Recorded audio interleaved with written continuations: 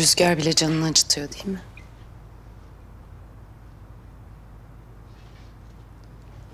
Hepsi bu küçücük şey yüzünden. Bu küçücük şey beyne giden bütün sinirleri güçlendiriyor. En ufak dokunuşlar bile sonsuz acı veriyor. Deneyelim ister misin?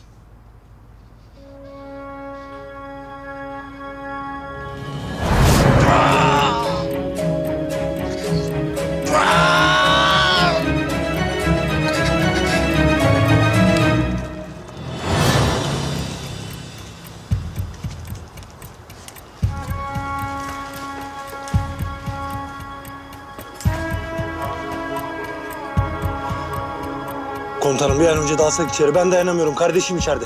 Bizim bacanağımız değil ya Keşanlı. Sakin olun beyler. Çaylak hepimizin kardeşi. Dikkatli olmasak ölümüne sebep oluruz. Sakin. Kesin bu Sarıhan işi. Tovların peşine düştü. Ondan sonra da çaylağı avladı. Komutanım nasıl gireceğiz? Binanın girişini kesin tuzaklamışlardır. Aşık haklı. Aşağıdan girersek çaylağı tehlikeye atarız. O zaman biz de tepelerine ineriz. Hadi.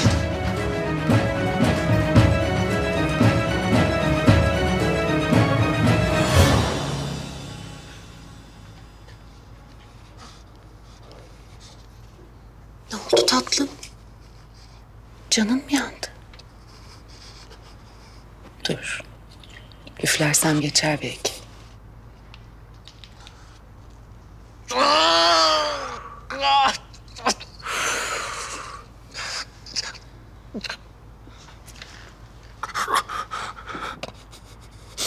Tov füzeleri nerede?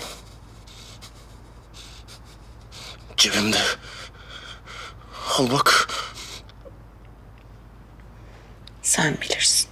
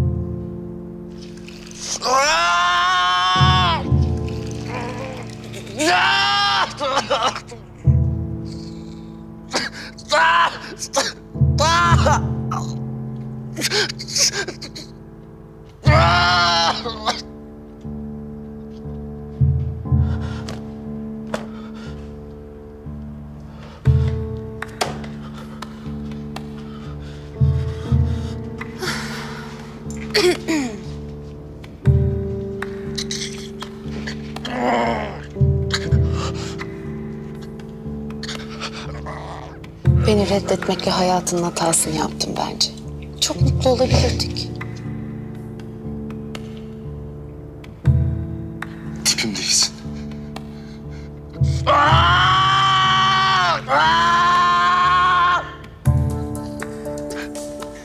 Öyle mi?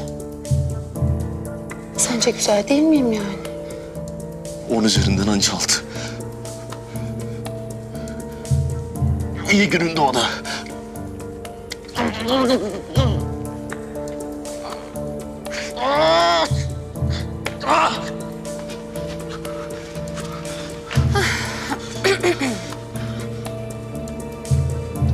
O zaman 6'ya kadar sayıyorum. Tovların yerini söyledin. Yoksa... Güle güle Nazmi.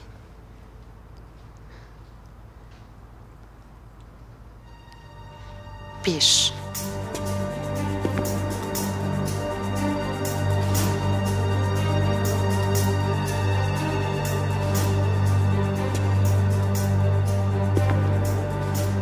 2.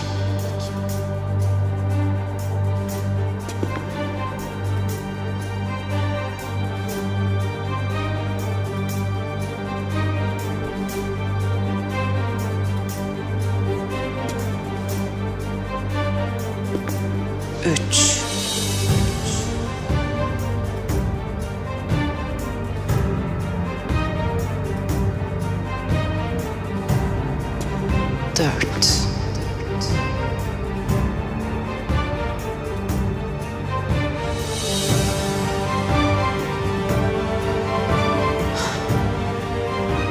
Güle güle Nazım.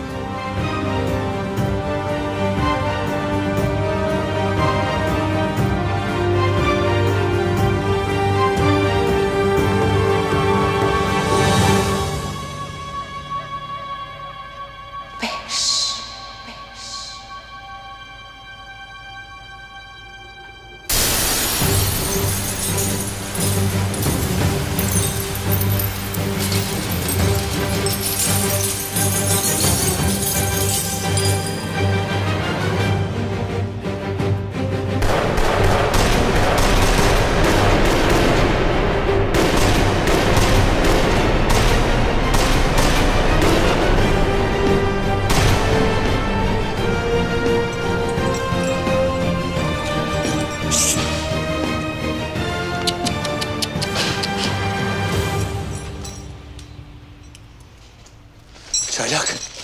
Kardeşim iyi misin? Su iyi mi abi? İyi kardeşim. Hiç merak etme. Sen nasılsın? Siz gelmeyeceksiniz sandım. Seni burada bırakır mıyız ya? Beni hatırladın mı? Canımı çok yakmıştı. Yürü! Geç!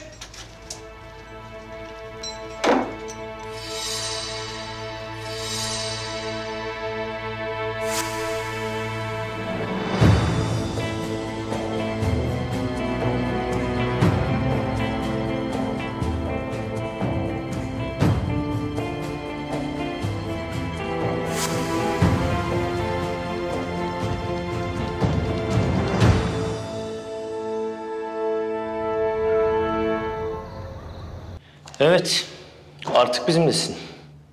Ve seni kimse kurtaramayacak. Boşuna uğraşmayın.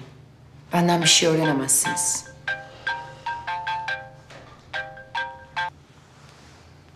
Efendim komutan. Bir şey anlattı mı? Anlatmadı. Ama çözeceğiz. O kadının Büyük Bey denen adamla bağlantısı var Karabatak. Bağlantılı olsa bile bir şey ispat edemeyiz. Senden tek bir şey rica edeceğim. O kadını bir şekilde konuştur. Sancar ve Büyük Bey'in buluşmasını sağla. Elimden geleni yapacağım komutanım. Elinden geleni değil, her şeyi yap Karabatak. Emredersiniz. Hadi.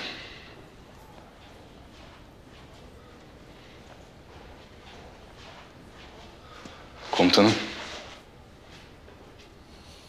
Durumu nasıl? İyi. Bir sıvı enjekte etmişler. Doktorlar maddeyi tespit edip karşı önlem uyguladılar. İyi olacak. Su seni bekliyor. O iyi mi komutanım? Sevdiğin kadın çatışmanın ortasına kalmış. Sorduğun soru bu mu? Sence nasıl? Oyun mu bu oğlum? Ya kıza bir şey olsaydı? Anasına babasına ne diyecektik? Nasıl bakacaktık yüzlerine? Haklısınız komutanım. Özür dilerim. Benden değil. Git Sudan özür dile. Bir daha böyle bir şeyle karşıma gelirsen seni yakarım Feyzullah. Bilmiş ol. Emredersiniz komutanım.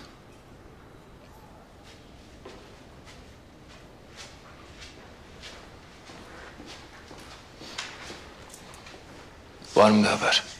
Akşam Bahar'ın babasıyla yemek yiyeceğim. Dikkatli ol. O da senin onu bildiğinden şüpheleniyor olabilir.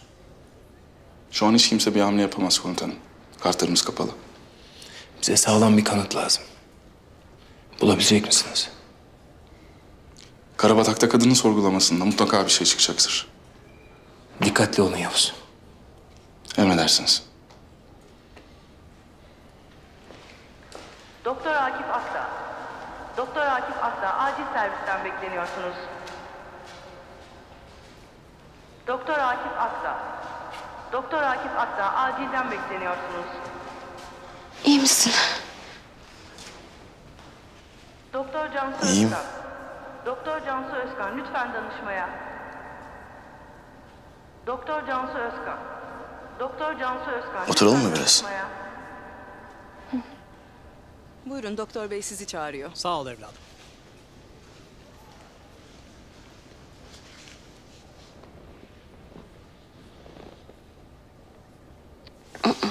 İyi değilsin sen. Çok mu canın yanıyor?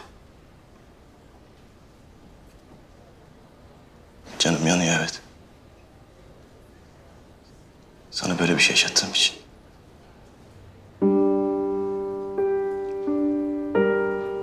Ben senden çok özür dilerim Su. Feyzullah saçmalama. Bak senin hiçbir suçun yok tamam mı? Her şey benim suçum. Ben suçluyum tamam mı? Ben inanmadım. Sana bugün bir şey olabilirdi.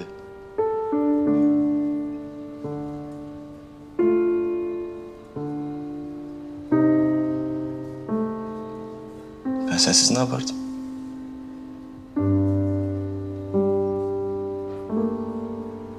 Ben seni çok seviyorum Yusuf.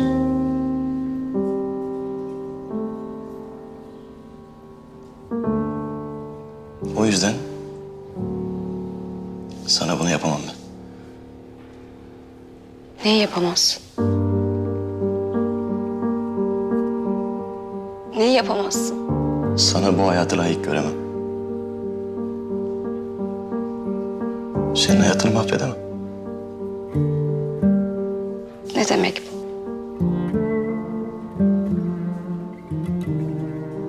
Bugün böyle bir şey oldu. Bir daha olmaz belki, eyvallah.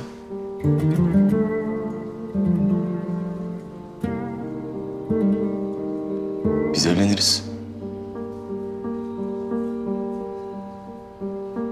Bir gün kapın çalar.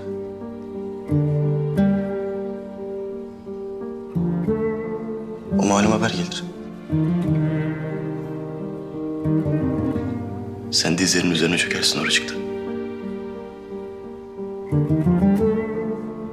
Son bir kez göreyim mi dersin?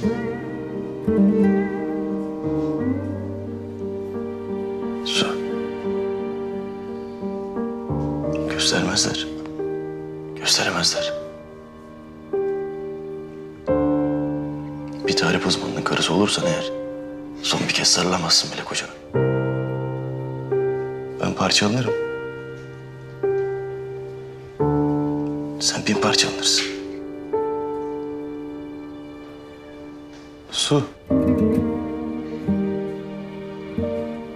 Benim sana bu hayatı yaşatmaya ne hakkım var? Ben seni seviyorum Feyzullah. Ben de seni seviyorum boncuğum. Hem de çok seviyorum.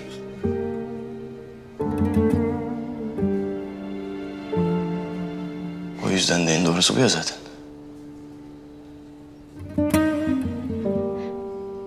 Ayrılmak mı? Başka çaren yok.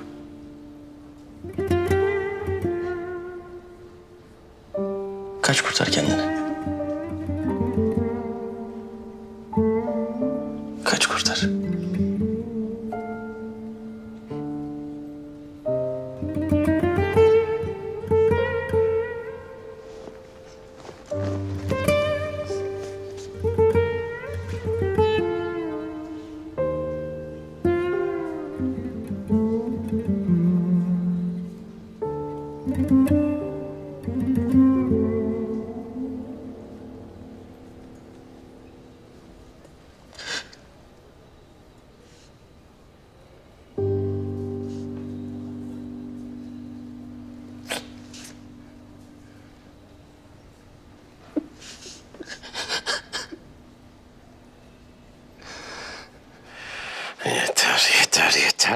Yeter! Delireceğim burada.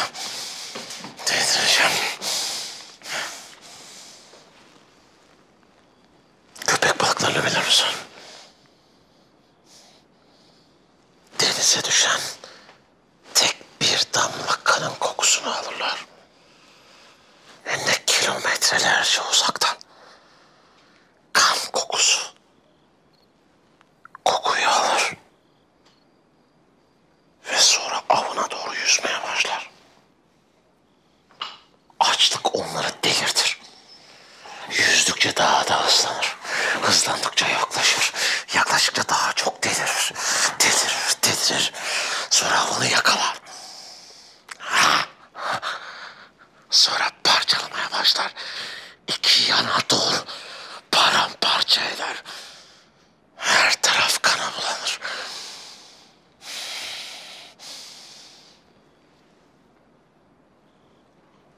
Bütün bunlara tek bir damla kan sebep olur.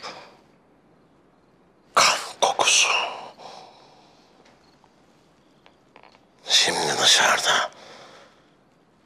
Oluk oluk kan akıyor. Ve biz burada oturup duruyoruz. Niye? O gözlüklü profesör kılıkla kuşunu siktiğimin manyağı bekleyin dedi diye. Sana bir haberim var. Büyük Bey.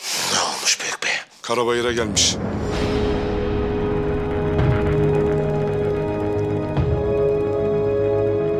Kan kokusu.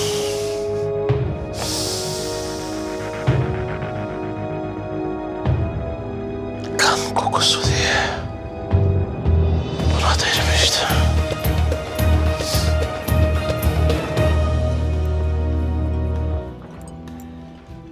Şaraplardan neyiniz var? Alkol satışımız yok efendim.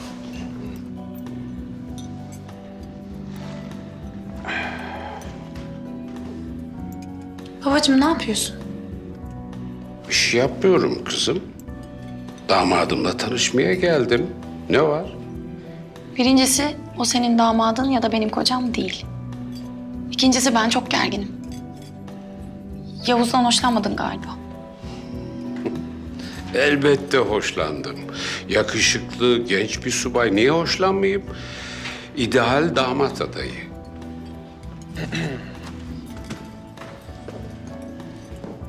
İyi akşamlar. Hoş geldiniz küçük bey. Hoş bulduk Büyük Bey. Yani lafın gelişi. Hoş geldin. Hoş bulduk. Nasılsın? İyiyim sen?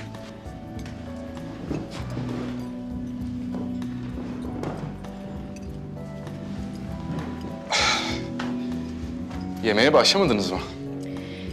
Seni bekledik. Nasıl gidiyor evlilik?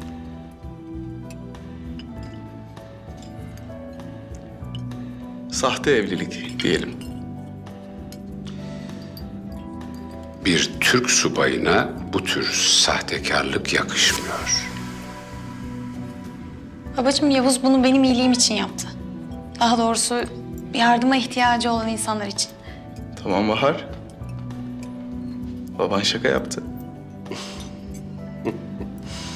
Üsteğmen'in espri anlayışı senden daha iyi kızım. Kıdemli Üsteğmen. Tabii. Ya da sarı komutan. Hı? Size öyle diyorlar değil mi?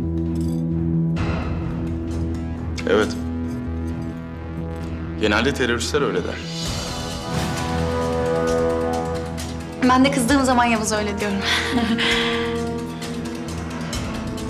Bahar kızınca teröristlerin mumunu ararsınız. Küçükken de öyleydi. Dilinin kemiği yoktur.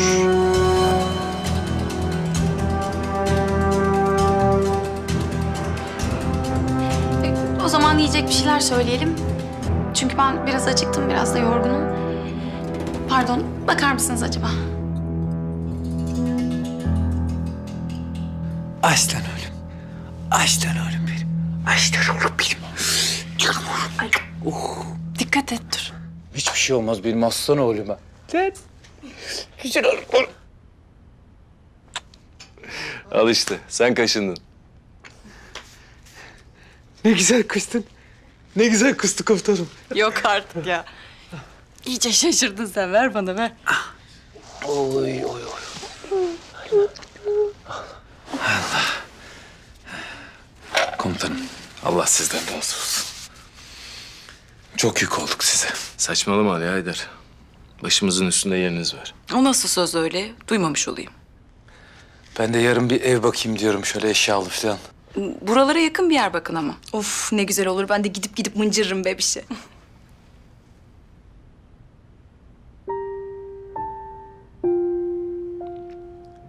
Dur bakalım. Bir acele etmeyin.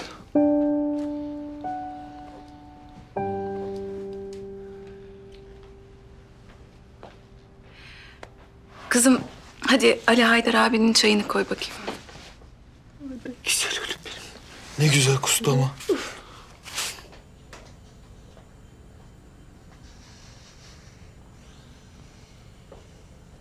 Ateş, müsait misin? Müsaitim komutanım. Çıktı mı Sara'dan bir şey? Direniyor komutanım. Ama halledeceğiz. Ateş, diğer işi ne yaptın? Senden bir şey rica etmiştim.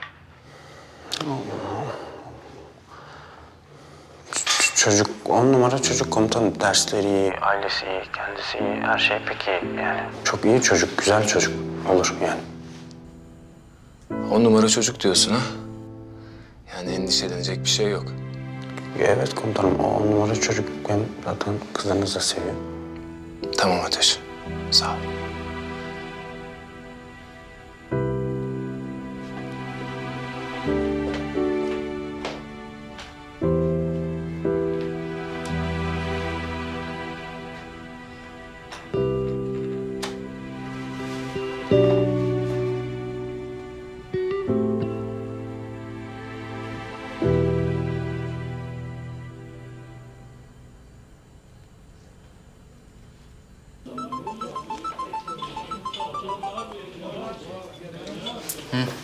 Orçun neredesin?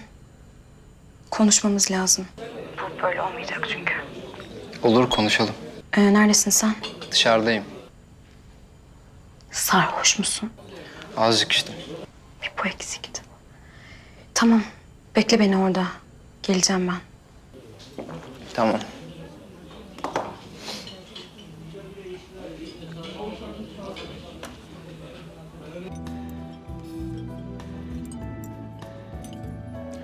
Bastonunuz çok güzelmiş. Özel bir şey mi? Evet, hediye. Sormak istediğim bir şey var. Buyurun. Artık sınır ötesine girdiniz. Orta Doğu denen bataklıkta boğulup gitmekten korkmuyor musunuz?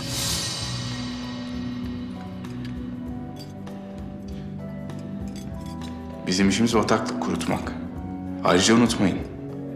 Bir zamanlar o topraklarda farklı mezhepten, farklı dinden insanlar barış ve huzur içinde yaşıyorlardı. Sonra birbirlerini kesmeye başladılar. Evet. Çünkü oradaki petrolü içmeye doymayan hayvanlar, gizli servisler, silah tüccarları insanları birbirine düşürdüler. Düşmesinler. Niye düşüyorlar? Haklısınız, orası öyle.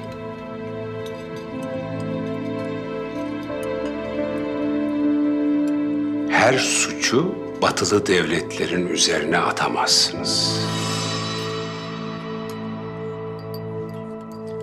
Ben batılı devletler dediğimi hatırlamıyorum. Silah tüccarları dedim. Siz neden böyle bir savunma içerisine girdiniz? Hiç tarih okumuyor musun sen? Büyük balık küçük balığı her zaman yer.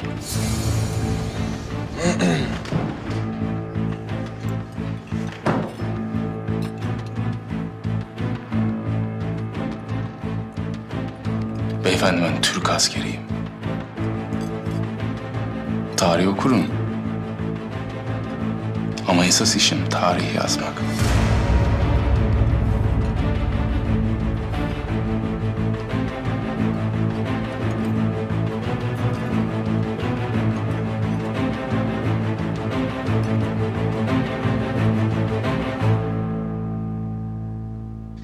Sen benim canımı çok yaktın. Kalbimi parçaladın. Kalbimi kırdın. Özgüvenimi ayaklarının altına aldın. Çamaşır gibi çiğnedin. Bugüne kadar tavlayamadığım tek kadın olarak tarihe geçtin. Bunu biliyor musun? Merak ediyorum. Bu özgüven nereden geliyor? Sen aynaya baktın mı hiç?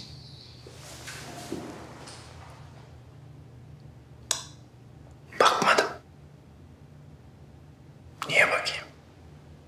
Kendime aşık mı olayım? Tanıdığım en küstah adam olabilirsin.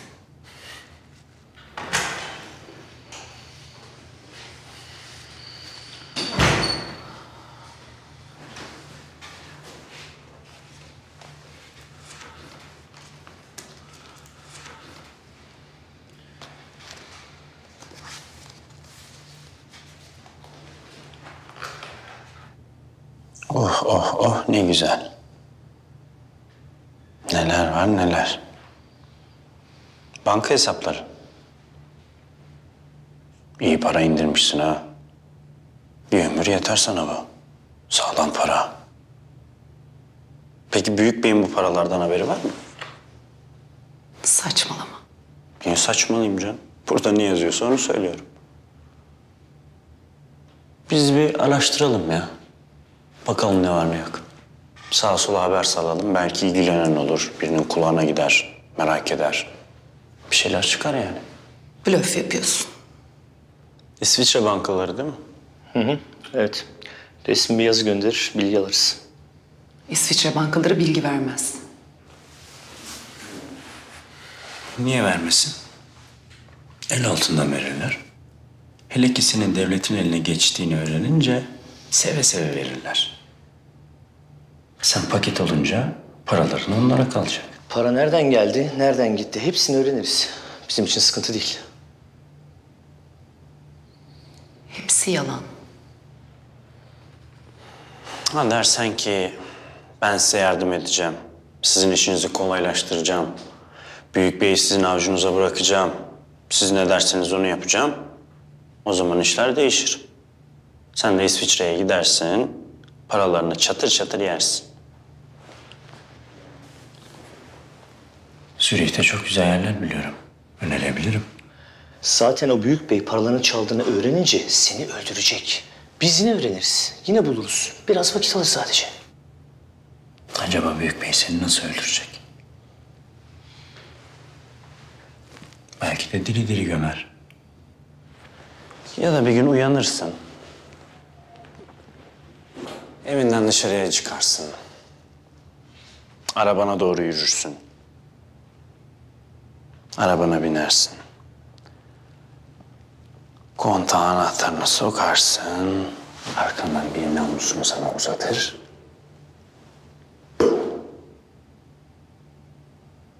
Bitti. Ya da bir gün duşta haberin olmadan biri gelip arkandan iple boğar seni. Islak ıslak ölmek de ne iğrenç olur. Adamın bir sürü fantezisi vardır değil mi?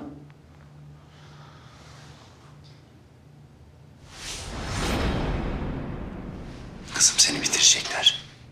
Seni mahvedecekler. Bir mezarın bile olmayacak. Bu adamlar manyak. Bunu sen benden daha iyi biliyorsun. Adamın parasını çalmışsın. Ben olsam ben de aynısını yapardım. Ama kafanı kullan. Bize yardım et. Eğer bize yardım edersen biz de sana yardım ederiz. Sana yaşama şansı veririz. Bu adamlar da sana bir şey yapamaz. Tamam. Tamam. Yardım edeceğim. Ama para olayını bilmeyecek. Asla bilmemeli. Yoksa gerçekten yaşatmaz beni. Siz onun nasıl bir cani olduğunu bilmiyorsunuz. Beni öldüremezse bütün ailemi öldürür.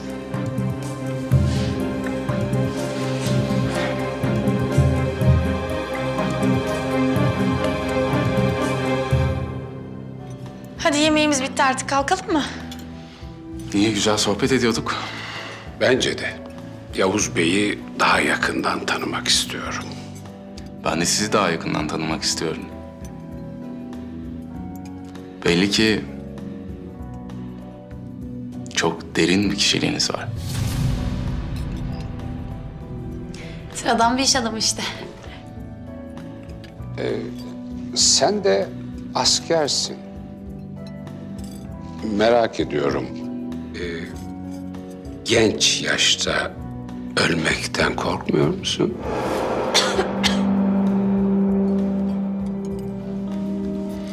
Allah hepimize bir ömür vermiş. Ne bir saniye önce, ne bir saniye sonra. Neden korkayım ki?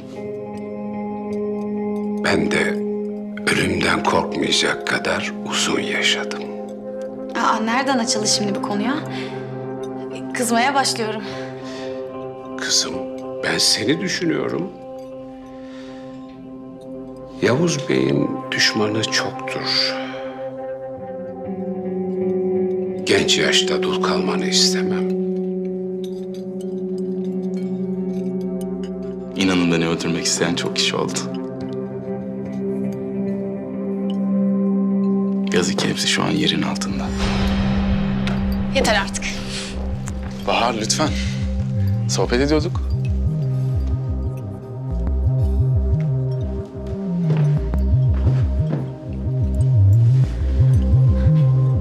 Bu konuşmalardan hiç hoşlanmıyorum yalnız.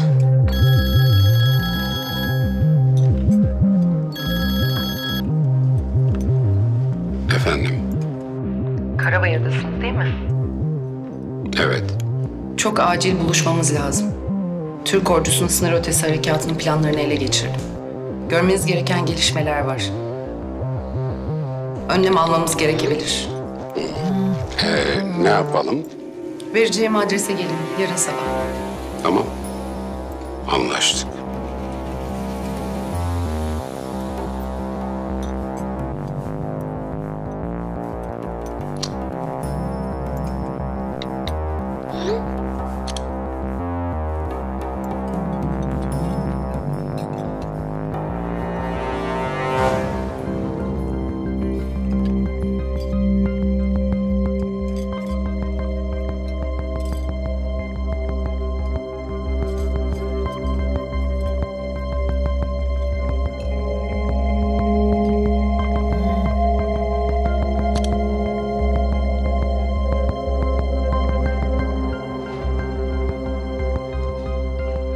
Tovları buldum. Yarın sabah vereceğim adrese gel. Buldun mu? Nasıl? Bana kazık atan herifleri buldum. Onlar yerini söyledi. Güzel. Tamam. Adresi gönderiyorum. Bekliyorum.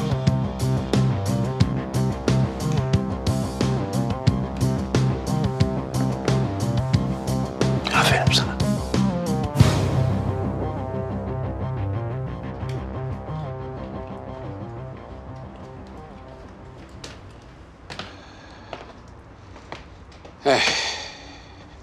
İyi akşamlar.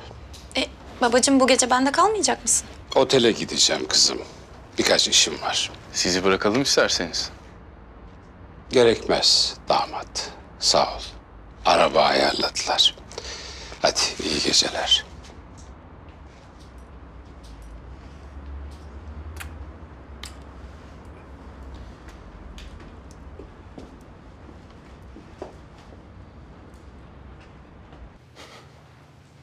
Dayıoğlu, ben var ya asker değil de kumarbaz olsaydım şimdi kesin trilyonlarım vardı. Böyle Vegas'a heykelimi falan dikmişlerdi benim.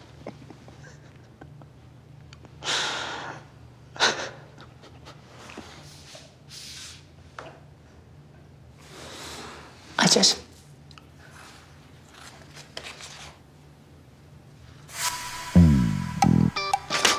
Seni aşağılık pislik! Blöf yaptın bana! Bu sayede pokerde senden daha iyi olduğumu da anlamış oldum.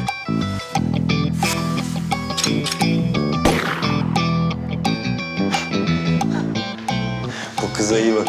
Ben gene geleceğim.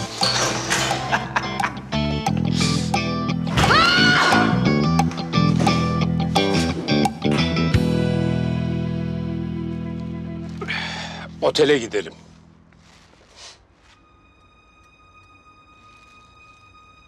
Otele gidelim. Ya, otele diyorum. Çolak seninle konuşmak istiyor.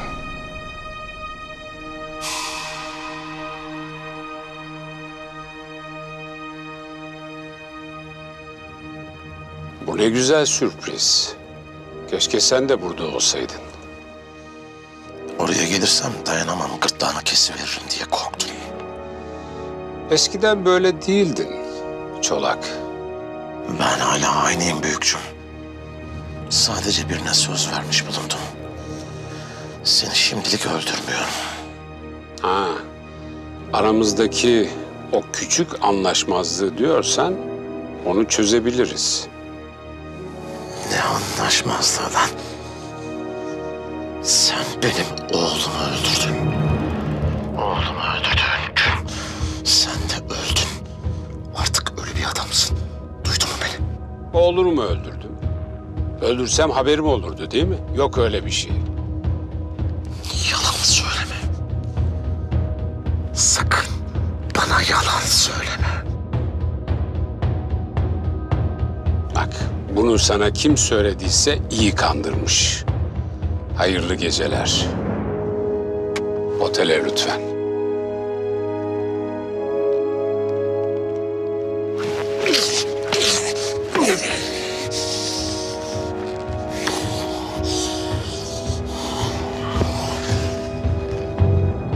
Ağaya. Ne altlar karıştırıyorsun ağaya? Ne altlar karıştırıyorsun?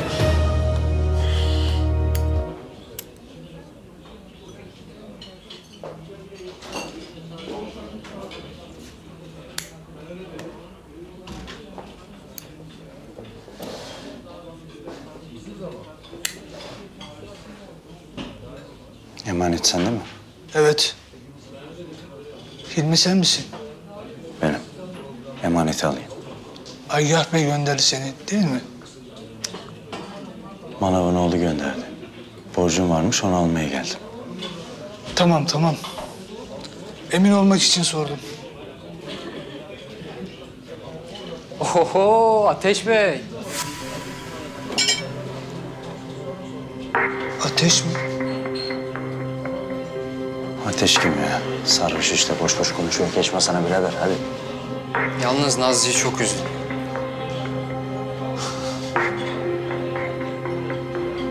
Kardeşim, git masana zıkkımlan. Hadi. Hadi oyna. Ben de seviyorum Nazlı'yı. Var mı bir diyeceğim?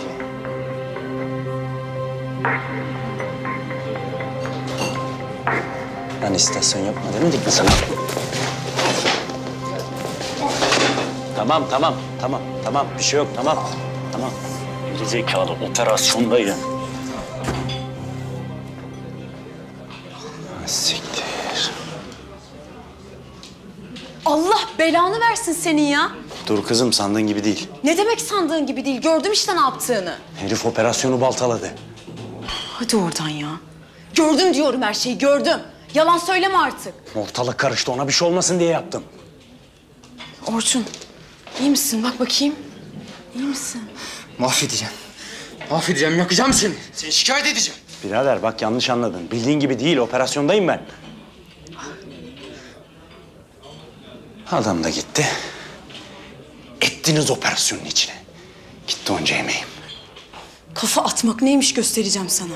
Bana bak kızım. Ağzından çıkanı kulağın duysun. Benim kafamın tasını attırma. İş üstündeyim ben. Hı hı. Eminim öyledir. Hadi Orçun yürü. Hadi gidelim. Gel yavaş. Burnumu kırdı ya.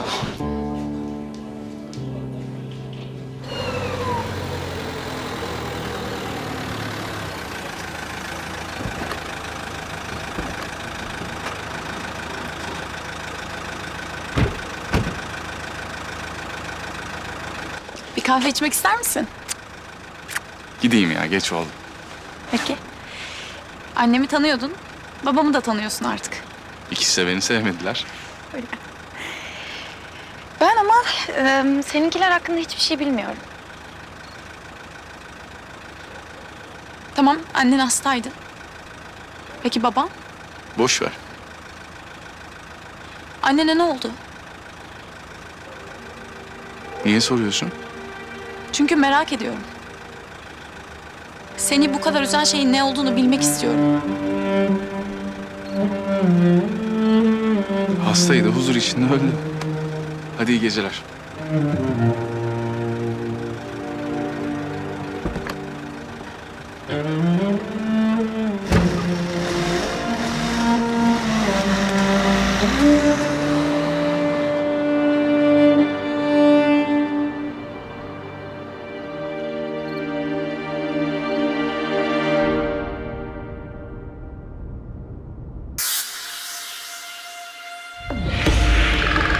Anne!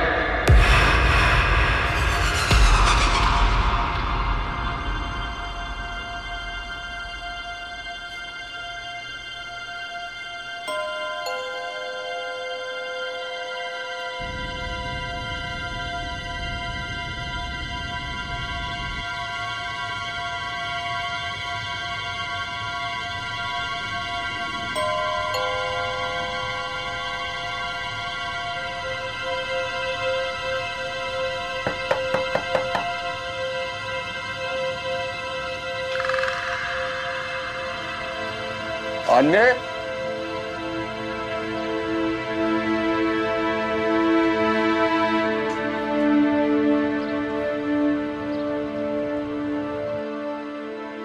Anne ben geldim. Oğlun geldi. Anne! Uyuyakaldı herhalde.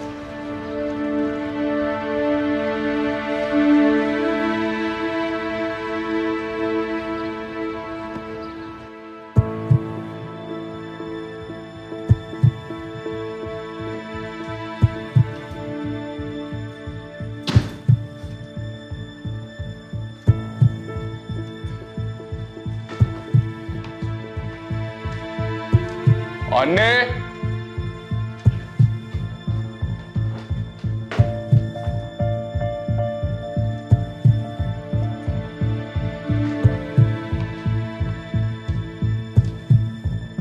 Anne!